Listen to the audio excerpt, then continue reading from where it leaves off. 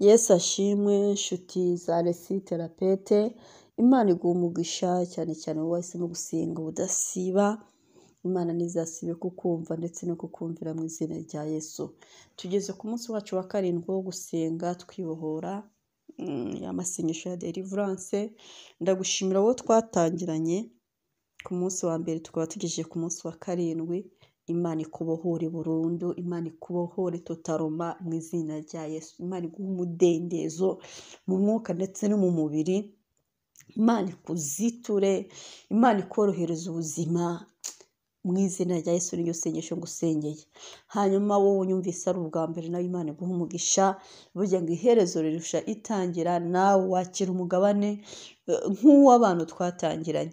Ushobora gufata amasengesho yose twasenze muri no minsi 7 ukayasenga umunsi umwe, kuyiriza ubusa umunsi umwe, ukidelivra, ugafata amavuta yera ugasiga mu kondo, ukayafata ukayasiga mu rubavu, ukayasiga ku mutima, ukayasiga mu ruhanga, mu bitugu, ku birenge ndetse nayo tugiye gusiga ku rutoki.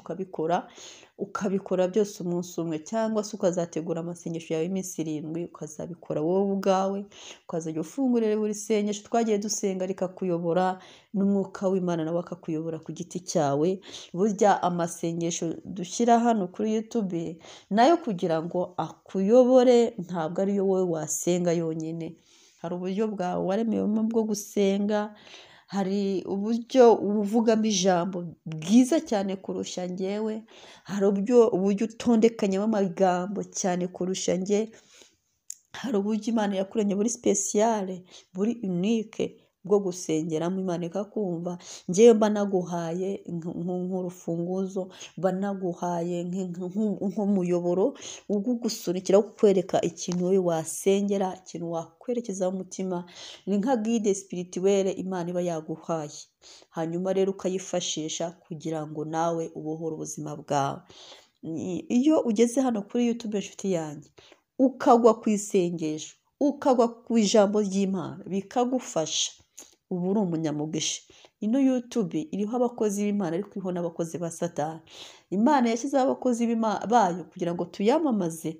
Mwibuke ko ijambo rivuga ngo tuzaba abahamya bo kumuhamya i Yerusalemu, i Yudaya, i Samariya no kugeza ku mpera y'isi. Ahangaha rero niho dufite ubushobozi bwo kugenda tukagera i Yerusalemu, tukagera i Yudaya, tukagera i Samariya, tukagera no ku mpera z'isi. Ntabwo Imana yaduhamagariye kuba abavugabutumwa bakarikiye gusa, kuba abavugabutumwa abantu 100 cyangwa 20 cyangwa 50 cyangwa 500 baho ngaho muri urwo rusengero gusa. Imana yaradutumye ngo mugende mukwire isi, mugende mubwire abantu ibyanjye, mugere hirya ku mpera y'isi muhagere. Rero YouTube yabaye tike itujyana aho ngaho Yesu yadutumye kujya kumuvugira, kujya kumwamamaza. Rero Imana imaze kudutuma kwamamaza, kuvuga iby'ubwami bwayo, Satani nawe yarabikopiye, yangaje abandi baza kuvuga ibye. Rero iyo ugeze kuri YouTube ukagira amahirwe ukagwa ku by'Imana bikagufasha, ujye ushima Imana. Ufite umwuka wera, ufite marayika ukuyobora, Imana ibikigukunda, kuko wari kugwa ku bintu byo gusebanya, wari kugwa ku bintu by'inkuru z'impimbano, ukirwa muri wowe uri gutekereza ikinyoma. Uzi kugira ngo mu gitondo byuko ujye kuri YouTube uhure n'inkuru y'ikinyoma, nurangiza inkuru y'ikinyoma uyirirwane, tayari ubwo winjije ikinyoma mu buzima bwawe. Umwuka w'ikinyoma urakwinjiye. Ntibyagutangaza ko nawe uza kwirirwa ubeshya cyangwa se ubeshywa inconsciemment utabizi, ubyakira utazi ko ari ikinyoma, ukagira ngo ni ukuri, ariko uko nguko wabyakiye ntumenye ko ari ikinyoma. Ni kuri bubeshywe hanze mu buzima busanzwe, ni kuri bubeshyeke, ni kuri bubeshyira abandi. Icyo ni ikintu Satani akoreramo. Rero niba ugize amahirwe ukagwa ku isengesho rikagufata, ugize amahirwe yuko byibuze uri bwirirwane n'umwuka w'Imana, uri bwirirwane n'abamarayika, uri bwirirwane amashimwe, byibuze hari ikintu cyiza winjije muri wowe. njyewe najyaga ndara numva amasengesho bugacya, nkarara numva indirimbo z'Imana bugacya, ntaramenya gusenga. Ibyo ngibyo nibyo byanshoboje gusenga, kandi byaramfashije mu gihe ntari nzi gusenga. Ikintu wumvise ujye ucyitondera, nicyo kikurema nyuma. Ikintu wumvishe amatwi yawe, niyo mpamvu umuntu uzi ubwenge yirinda gupfa kumva. Umuntu uzi ubwenge yirinda gupfa kumva, umuntu uzi ubwenge yirinda gupfa kuvuga, umuntu uzi ubwenge yirinda gupfa gukora. Ibintu byose ntabwo babikora, ibintu byose ntibabivuga, ibintu byose ntibabyumva, nta nubwo banabireba. Ibintu byose hari ibibujijwe abana b'Imana.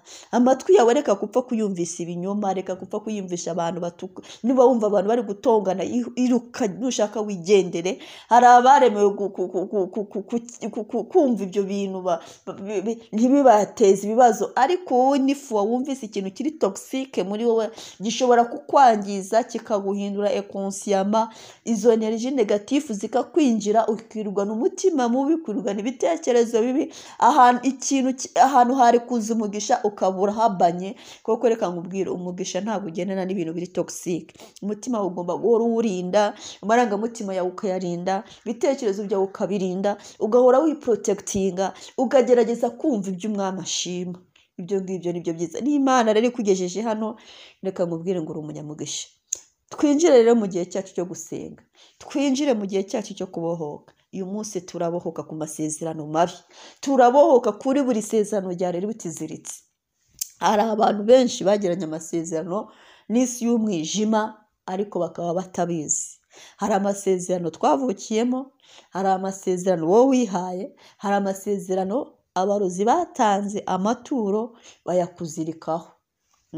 Hari ibiziriko biziritse ubuzima bwawe byaturutse ku bandi.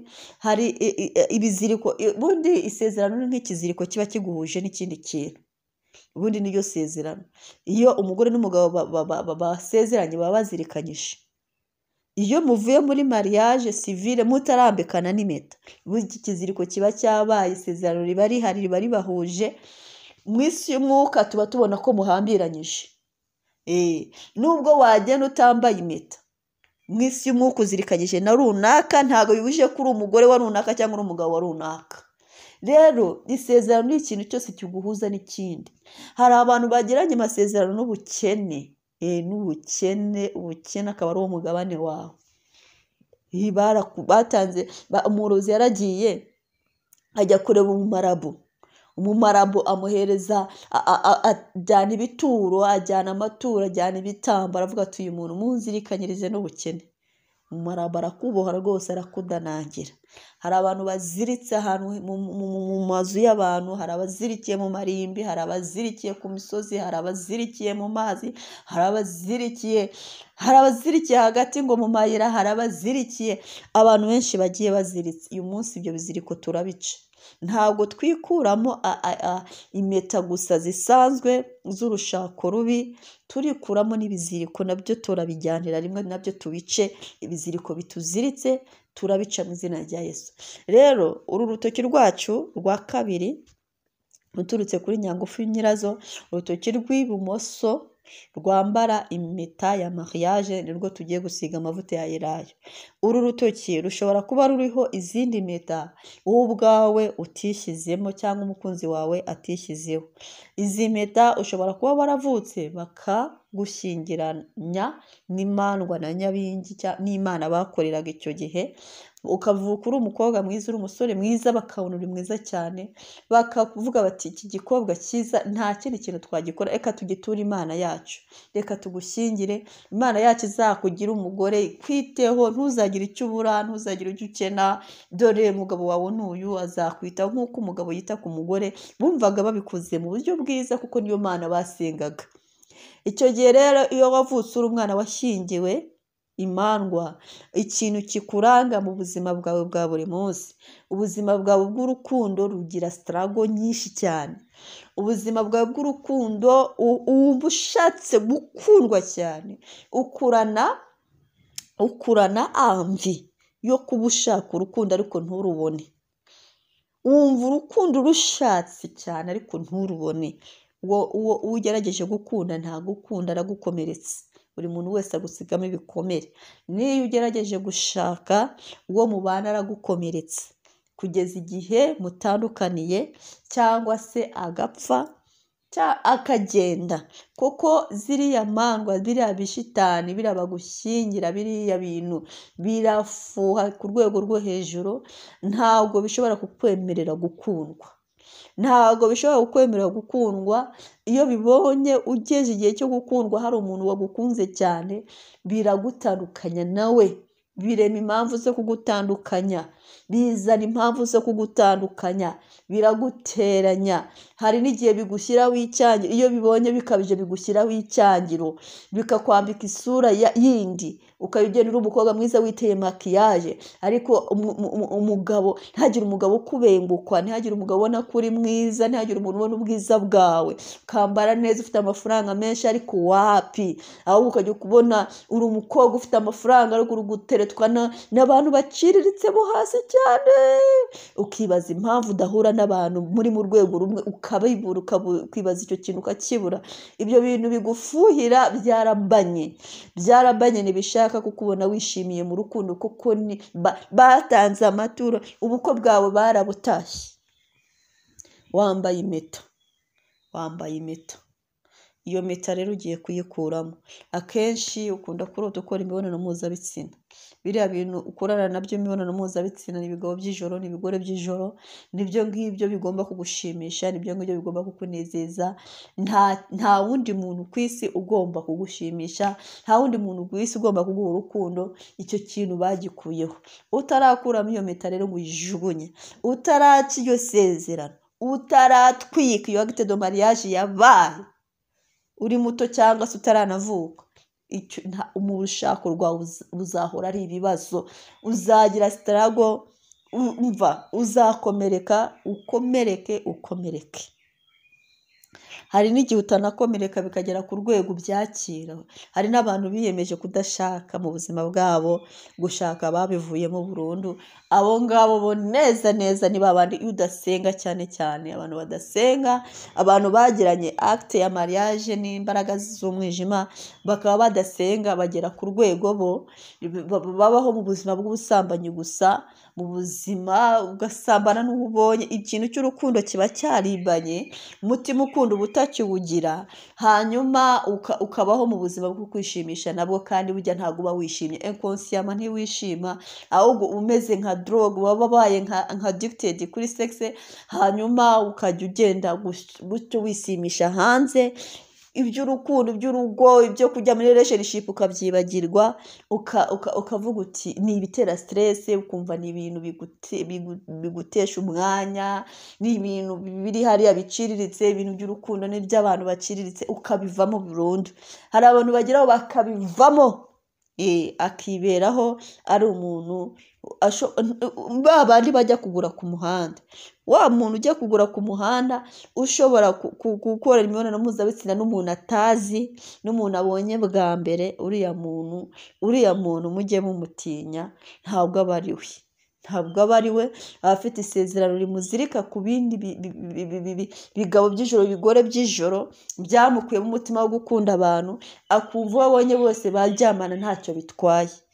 Biriya rero ni ikibazo gikomeye. Iyo udasenga ubuzima bwawe burangira nabi. Mwibuke ko imibonano mpuzabitsina ari umuvumo, ntabwo ari icyaha gusa, ni umuvumo. Ni ikintu gitera umwaka ku rwego rwo hejuru. Iyo uhuye n'umuntu ntabwo muhura gusa ngo birangire. Hari ini partie de toi umusigira, hari nawe igice cye aguha. Hari imbaraga ye aguha, hari n'imbaraga yawe umuha. Hari exchange mugirana, hari imbaraga zanyu muhana. Izo mbaraga hari aho nigeze gusoma bavuga ngo zimara ngo amezi 6, ariko hari naho nigeze gusoma zimara ngo imyaka 7. Rero abantu bose bandika mu buryo butandukanye, ariko hari uwavuze ko imbaraga y'umuntu mwaryamanye ushobora kuyikuramo ikagushiramo ari uko amezi 6 ashize, ari ushobora kwibagirwa uwo muntu, ukongera ukagira ubuzima buri normale, ukongera ukaba wowe. naho ubundi muri icyo gihe cy'amezi atandatu muba muzirikanyije ubukene bwe muba mubusangira, imibabaro yo muba muyisangira, uburushyi bwe muba mubusangira, niba hari imyaku, hari umurozi wamuroze, ubwo muri gusangira ibyo ngibyo. Imivumo y'abantu rero igenda mu bandi batabizi, ukaba wifitiye ibyawe ukajya kugendana n'ibya runaka mwasambanye. Abantu rero bafitanye igihango n'abadayimoni, inshuti zanjye, bagira imivumo, bagendana imivumo. Abangaba nta nubwo baba bakwiye kwikuraho aya masezerano gusa, baba bakwiye no kwikora deliverance yo ku bitugu, kuko ibitugu byabo Satani aba yarabyikoreje imivumo myinshi cyane yaturutse ku bantu bagiye babonana batandukanye. Ubwo uhuye n'umuntu agushyiramo imbaraga ze. Hanyuma banavuga yuko abantu bakunda gusambana cyane bakunda no kurwaragurika cyane. Hari indwara zijya zibabasha, hari indwara zijya zibashobora, kuko iyo uhuye n'umuntu abagufashe, wahura n'umuntu nawe akagufata, wahura n'undi nawe akagufata, wahura n'undi nawe akagufata, noneho buri wese akakurura, undi nawe agakurura, undi nawe agakurura, undi nawe agakurura. Buri wese uko agenda kwega, ugenda ugira faiblesse, ugira amasereri, urwara umutwe, urwara mu nda, urwara twa hato na hato, ntabwo ugira equilibre muri wowe, na stress iba nyinshi, ubitekerezo bikubana byinshi, kubera ko hari uwahariya ari kuzana ibyo, uwahariya ari gukurura, uwahariya ari gukurura, kuko byabaye byinshi. Urimo hagati, wabuze umanuka, wabuze uzamuka, wabuze utambika, buri wese rero abo bantu nta equilibre bagira imivumo. Mu butunzi bwabo ntibifatika, niyo bigerageje gufatika ejo bundi birasenyuka. Ni ibintu bitera umwaku cyane. Kiriya kintu ukiderivureho wivuye inyuma, ukikuremo wivuye inyuma. Niba hari umugabo wahuye nawe uri umugore wubatse, umugabo umwikuremo icyo kimeta yakwambitse ukijugunye. Niba uri umukobwa wararyamanye n'abandi bagabo, wararyamanye n'abasore utarashaka, ibyo ngibyo warabyizirikishije, ubikuremo ubijugunye, uhinduke vierge uyu munsi. Niba uzi ko uri umugabo warakinye umugore wawe, umenye ko abagore wiziritseho kuri bo ari umwaka wiziritseho, kubita ukuremo. Uyu munsi wa none ugiye gukuramo ikintu cyose kibi kikwanduza, ikintu cyose waba warihuje nacyo, ikintu cyose waba warahuye nacyo, n'ikintu cyose abarozi baba baraguhuje nacyo. Abarozi bo nyine nk'uko navuze batanga amaturo, bakajya ku mumarabu nyine bakamubwira bati uyu muntu muzirikanye n'ubukene, muzirikanye n'uburwayi, muzirikanye n'ibi. Ibyo nabyo ugomba kubica. Imigozi tugiye guca ni myinshi, inshuti yanjye. Iri sengesho urisengana imbaraga, urisengana umwuka, kuko ni isengesho ribukubohore ku bintu byinshi bitandukanye. Rero fata ayo mavuta ya elayo uyashyire ku kiganza cyawe cy'ibumoso, sukaho dukeya hano mu kiganza. Nurangiza urafata aho mu kiganza ayo mavuta ya elayo. Nizere ko ari amwe twasengeye, tumaze iminsi tuyasengera, ntabwo twongera kuyasengera. Niba ari icupa rishyashya ufashe utasengeye ejo, utafashe mu ntoki ngo ejo turisengere, ubanze urisengere mu izina rya Yesu. Niba ari icupa rishya ubanze urisengere. Kirazira kwisiga amavuta utasengeye. Uretse n'amavuta ya elayo n'amavuta yandi y'amagurano n'amasabune mugura mu masoko, mugomba kubanza mukayasengera, mukayoza, mukayatunganya, mukayahumanura, mukayashyiramo imbaraga nyine ya original Imana yashyize mu mavuta yo kudusiga nyine akadusiga.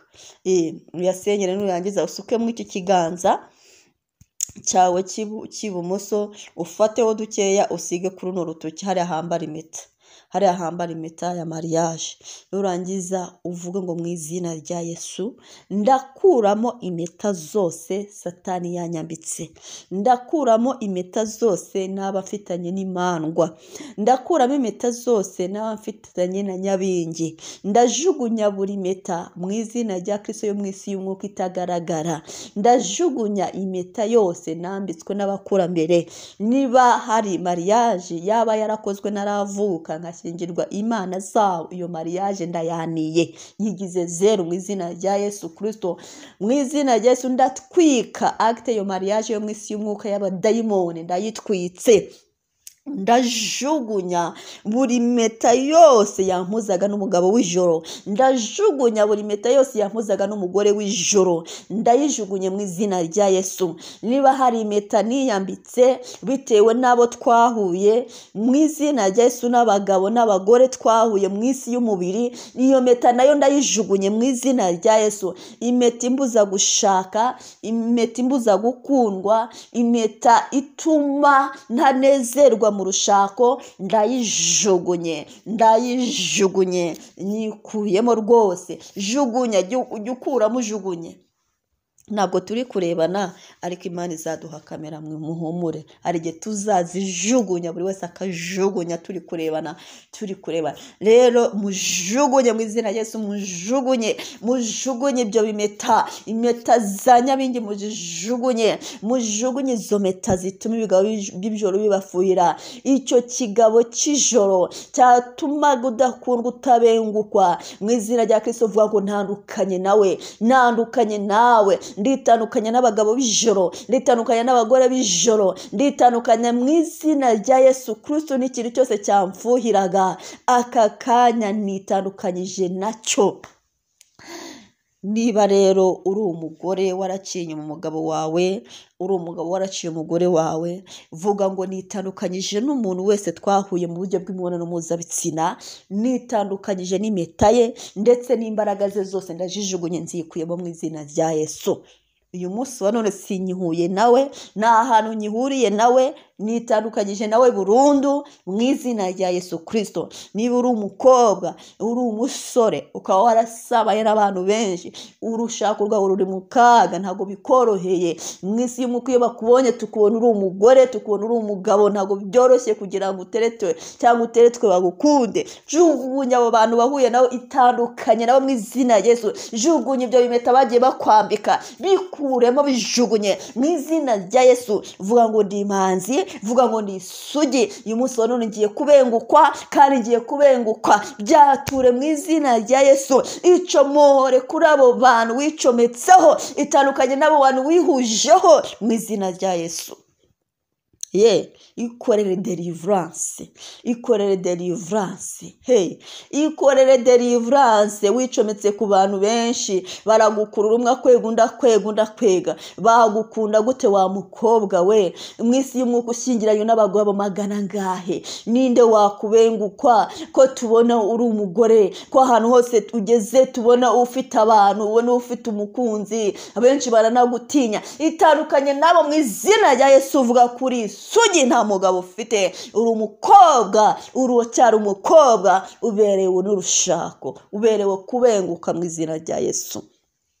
Hanyuma rero tugiye guca amasezerano y'abarozi. Amasezerano y'abarozi turayaca gute? Niba hari amaturo batanze kugira ngo uzakene, ayo maturo mu izina rya Yesu yatesheje agaciro. Amasezerano y'ubukene yakate mu izina rya Yesu. Amasezerano y'uburushyi yakate mu izina rya Yesu. Amasezerano yo kupfa kare, gukenyuka, gutandukana n'umugabo wawe, amasezerano yo kutiga ngo mukomere, amasezerano yose abarozi baba baragushyizeho, barakuziritseho, yakate mu izina Yesu. Yakubite ibyo bimeta ubitwike. Impeta byose wakuyemo bikusanye, nurangiza umarire umuriro w'Imana ubitwike. Ubusigisigi bw'ibyo bimeta bwose ubijugunye ikuzimu kwa Satani. Vuga ngo gusubije ibyawe, nitandukanyije nawe. Uyu munsi ndi umwana w'Imana, uyu munsi ndi umukristo, uyu munsi ndi imbohore, uyu munsi mu izina rya Yesu nta kintu kinzirikanyije nawe, nta na kimwe, nta na gito. Ndi umudendezo. Utangire wature noneho ko waremewe gukunda no gukundwa. Atura uti mu izina rya Yesu, naremewe gukunda no gukundwa, naremewe gukundwakazwa, naremewe kubahwa mu izina rya Yesu. Ndi mwiza, umbona wese azabona ubwiza bwanjye. Ibyamfuhiraga byose nitandukanyije nabyo, byambuzaga gukundwa byose nimbikuyeho. Ubwiza bwanjye bugaragarire buri wese. Nzubaka urugo rukomera mu izina rya Yesu Kristo, ngo ku musaraba igorogota Golgota. Ahantu hose nzagera ubuzima buzanyorohera, ntago nzongera gupfukiranwa n'ubuzima, ntago nzongera gufuhirwa n'ibintu ntazi, mu izina rya Yesu Kristo hanga ku musaraba Golgota. Uyu munsi wa none ndi umwana w'Imana, ndi umugore ufite igikundiro, ndi umugabo ufite igikundiro, ndakijijwe, ndi umukristo, naremewe ibyiza byose. Imana yaremeye urushako Adamu na Eva, nanjye yararundemeye. Urushako rwanjye ndarubohoje, mukunzi wanjye ndamubohoje. Aho ari hose arambona, aho ari hose arandokariza, aramenya noneho ko ari njyewe. Ntazongera kunyitiranya, ntazongera kumbagikanya, ntazongera kumpaga, ntazongera kumpararukwa. Mu izina rya Yesu, ibyashaka kuntandukanya nawe byose ndabitwitse, ibyashaka kumunkuraho byose ndabitwitse, ibyashaka kumunyibagiza byose ndabitwitse, ibyashaka kudutandukanya, ibyateraga amadivorce ndabitwitse mu izina rya Yesu. Abagabo b'ijoro faya, abagore b'ijoro faya, mu izina rya Yesu Kristo. Imbaraga z'umwijima zirwanya fuaye ndazitatanyije mu izina rya Yesu. Amaboko yose yarahagurukiye fuaye yacu ndayatwitse mu izina rya Yesu Kristo hanga ku musaraba Golgota. Mu izina rya Yesu, urushako rwanjye ndushubije mu mugambi w'Imana. Vuga ngo urushako rwawe rusubire mu mugambi w'Imana. Vuga ngo amasezerano yonyine akugenga ni amasezerano wasezeranye n'amaraso ya Yesu. Fata andi mavuta uyasige hahande, uvuge ngo siranye isezerano n'amaraso ya Yesu, niryo rizamuza n'umukunzi wanjye w'ukuri. Iri sezerano ngiranye n'amaraso ya Kristo niryo rizamuza n'Imana ivuga mu rukundo. Iri sezerano ngiranye n'amaraso ya Yesu niryo rizamuja n'umugabo cyangwa se umugore wanjye. Iri sezerano ngiranye n'amaraso ya Yesu niryo rizama gukomera, niryo rizama gutunga, niryo rizama gutungana, niryo rizama kubaho. Iyo ni isezerano ry'ubuzima, ni isezerano ry'amahoro, ni isezerano ryo kugubwa neza, ni isezerano ryiza mu izina rya Yesu Kristo hanga ku musaraba Golgota. Amasezerano yose atagize aho ahurira n'amaraso ya Yesu ararangiye, ararangiye. Uyu munsi wa none sezeranye na Kristo ko ari we mwami n'umukiza n'umucunguzi wanjye. Niwe uzagenda ibimbaho, niwe uzagenda urushako, niwe uzagenda urukundo, niwe uzagenda ubuzima, niwe uzagira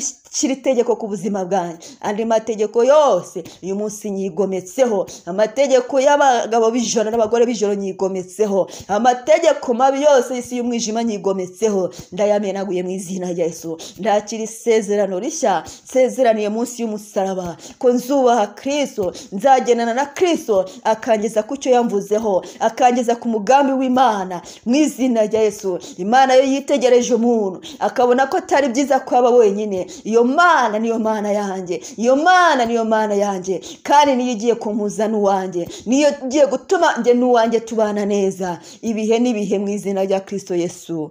Amen, amen, amen.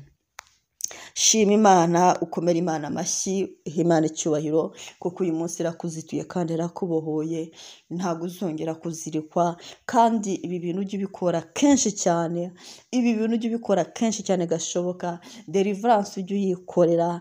Hanyuma nubona wacitse intege, wongere usubire muri aya masengesho twasenze, wongere wumve, wihugure. Ubuzima bugira umuco, ubuzima bugira umuco, ubuzima bwawe buzaryoha, uzaryoherwa n'ubuzima impande zose. Ndagukundira umunyamugisha. Niba twarasenganye tukaba turangizanyije aya masengesho, shyira muri commentaire wandike ngo ndabohotse, nakiriye kubohoka kuzuye, nakiriye kubohoka kuzuye mu izina rya Yesu. Hanyuma unsabire umugisha, unsabire umugisha kuko nanjye ndagusabiye, unsabire umugisha kuko nanjye ndagusabiye. Umbwire ko nkunda kuko nanjye ndagukunda. Uri mwiza. Hano kuri Resi Therapeutique turakundana, turangwa n'urukundo, turabana b'Imana, turaba Kristo. Nta mishiha, nta mutima mibi, twifurizanya amahoro, tugatangana amahoro, duhana urukundo, turubahana. Hano nta kuvuga nabi, nta bikomantere bibi, nta bazimu, nta badayimoni bahaba. Hano ni mu mugambi bw'Imana, ibendera ry'Imana rizamurirwa hano, ubwami bw'Imana bwamamarira hano. Ni nayo mpamvu mubwirane ko mukundana, mubohoke, mwishimirane, muhoberane, buri wese asuhuze n'abatazi. Nushaka usuhuza abantu abantu mwahuriye hano mwese mwakoze subscribe, niba utaranayikora nyine ndakwibutsa ko ugomba kugikora, kuko abasubscribe tubasengera buri munsi nta sengesho nasenga ngo nibagirwa abasubscribe bo kuri Resite Rapete, icyo ntigishoboka. Kandaho rero, kandaho kandi utangaze n'inkuru nziza ku wabohotse, abantu bose bamenye ko wabohotse mu izina rya Yesu. Amen, amen, amen.